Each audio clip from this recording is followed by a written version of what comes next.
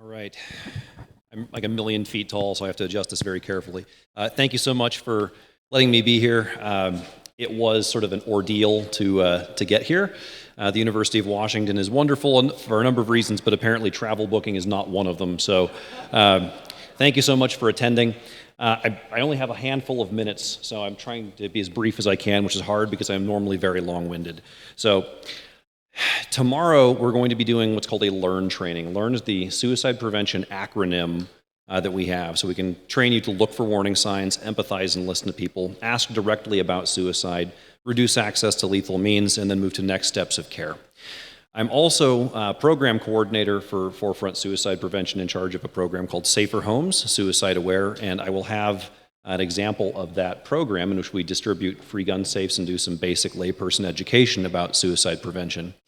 I'm passionate about the topic for a few reasons, and one of them is that in a very real sense, it was a challenge for me to be here, and I almost didn't make it, literally because of the flight situation, but in 2008, I personally hit rock bottom. My Marine Corps career was tanking out. I was unemployed. I was living with my parents, and if it hadn't been for the love and support of everybody else, I would not be here today. On 3 instances within the last 5 years, I have been in a position to hold on to other people's firearms while they were in crisis, and they're all alive today. Suicidal crisis is fleeting. It's not a permanent condition for the overwhelming majority of people. And we have to look at the fact that suicide prevention has to be a gun rights issue. It has to be. Because every time a person dies and a firearm is involved, that is ammunition used against us. We know that the data is absolutely clear. The giant majority of firearm-involved fatalities are not mass shootings.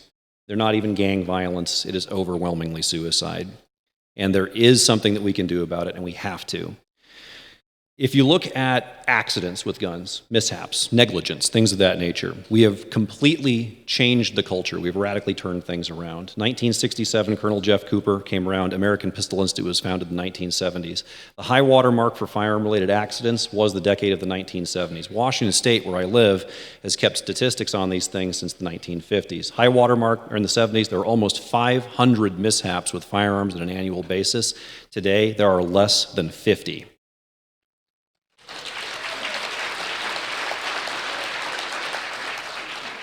The state's Department of Fish and Wildlife adopted a very simple mantra, and that is every mishap is preventable.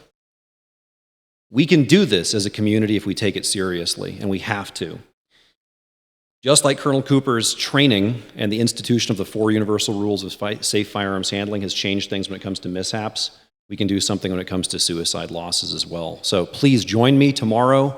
The LEARN training itself is about 90 minutes long. I know it's toward the end of the event. But if you play your cards right, I'll tell a couple of bad jokes. I'm mildly funny from time to time. And we'll have the example of the Safer Homes program as well. So thank you so much, and I hope to see as many of you as possible.